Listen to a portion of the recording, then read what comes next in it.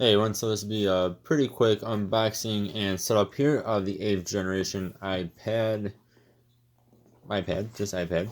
This is the 32 gigabyte version. 32 gigabytes is enough for me. This is $330 in the US. 128 gigabyte version, I think is 430 bucks. So it goes up by 100 bucks. So of course we still got the lightning adapter here. No USB Type C yet. This is what everyone's raving about on this, is you get the bigger charger. I believe this is 20 watt. Yep, so you get the 20 watt. Let's see if we can get that to focus in here. Yep, there you go. 20 watt charger. So it should charge nice and fast for you. Put that back in there. And of course you get all the good paperwork and whatnot here. Put that back there.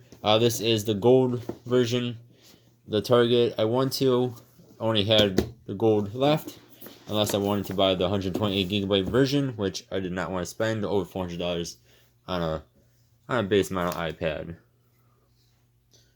Go ahead and try and get this out of the plastic here. I don't mind the gold. It is a little bit pinkish. Sorry you guys can't really tell in the video. Actually, it's kind of silver in the video, but it is definitely gold.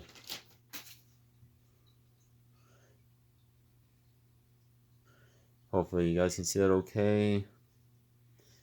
Then the front is white. I do wish this was black. And then this is, of course, 10.2 inches. So last base model iPad I had was a 9.7, I do believe. I think from 26. No, that can't be right. From 2017 or 2018. Alright, so I had to move on over here so that way I can be closer to my charger. So we have it plugged in. We're going to go ahead and set it on up here.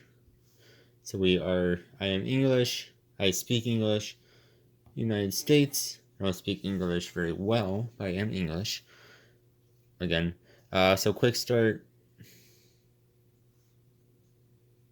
Nope, we're doing manual. Go ahead and set up Wi-Fi. Alright, then next comes data and privacy. Then touch ID. So if you want to do it, you just touch and hold it a whole bunch of different times. I don't put anything personal on my tablets. That is more on my phone. So I'm going to go ahead and skip this. But if you want to set it up, go right on ahead. So if you do skip it, it'll ask you for a passcode still.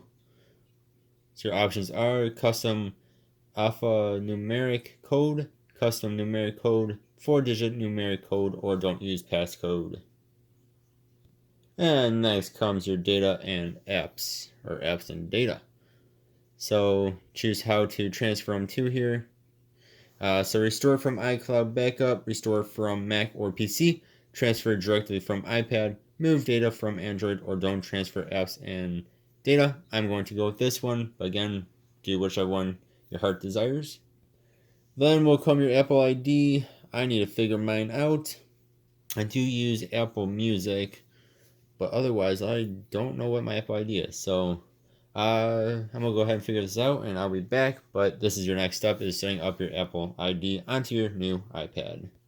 All right, then once you figure out your Apple ID, next will be your terms and conditions, or the terms and conditions. So go ahead and accept. If you disagree, of course, you'll not be able to use your new iPad. And next, it's asking for a phone number, so that way you can identify and verify your identity with a text message or phone call. Alright, then ask for if you wanted to do express settings or not. I already hit continue. Then is keep your iPad up to date with the latest features, security, and improvements by updating iOS automatically. You will, of course, receive a notification before it does it, so it doesn't just, middle of doing a Google search and just updates on you. It will not do that. Siri. Nice to set up a screen time if you have kids that are going to be using this. I'm going to be the only one using this. I don't have any kids of my own. So yeah, go ahead and skip that. App analytics. I will go ahead and share this with the app developers. You have dark or light. I'm going to use dark. Better for your eyes, especially at night. Alright, so here we go. So let's see all the stuff it comes with here.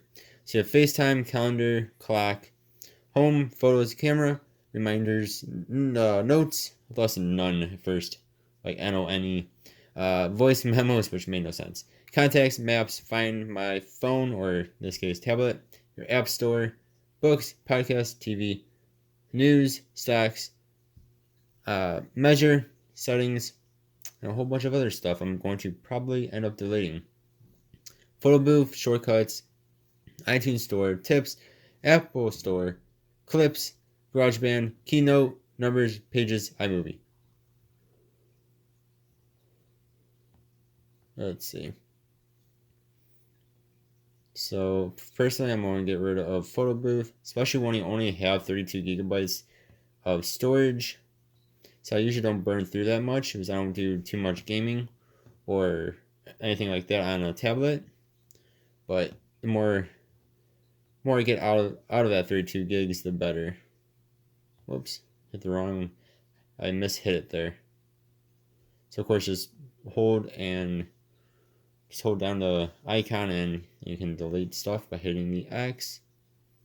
I'm also going to get rid of that. I'm going to keep numbers and pages though. Down here you have messages, Safari, iTunes, your email, and your file. Here's your widgets, your search.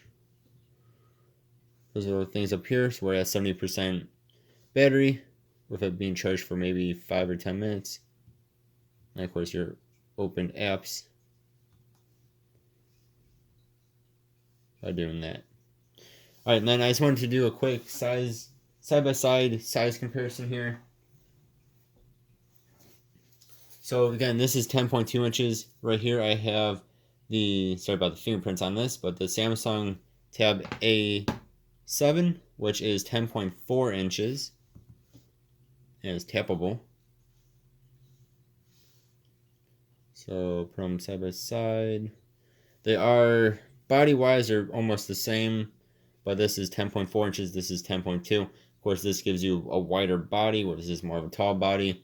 And this gives you these giant bezels. Well, not by today's standards, giant bezels. But the side ones are actually about the same as the A4. And then I also have... let's try and scoot this over a hair here. Then I also have, let's see if I can turn it on. Actually, I've got a nice shift at the moment, or night, whatever. But then we also have the Amazon Fire HD10 here, which is also right about 10 inches, a tad bit over 10 inches, just like the iPad is. And this also has giant bezels, and I'm going to say the side bezels are a little bit bigger than the iPad. So there is side by side by side. Sorry, it doesn't really all fit into the camera here. So this is definitely the widest, whereas the actual screen, this is the tallest on the A4. This is also the biggest overall. So 10.4, 10.2, and I believe that's either 10.1 or 10.2. I always forget the exact number on the HD10 there. Yeah, so there you guys go. Stay tuned for more videos to come. I'm going to be doing a comparison between this and this, this and this, and then that, and maybe at least my HD 8 Plus from Amazon, and then also maybe this and my M3 version of the Microsoft Surface Go 2. Yeah, if there's any other videos you want to see on any of my devices, let me know. The devices I have, I just mentioned. Thank you guys very much for watching. Again, stay tuned for more. As always, I really do appreciate you. I do appreciate you watching. See you guys next time. Hope you guys have a good one. Goodbye.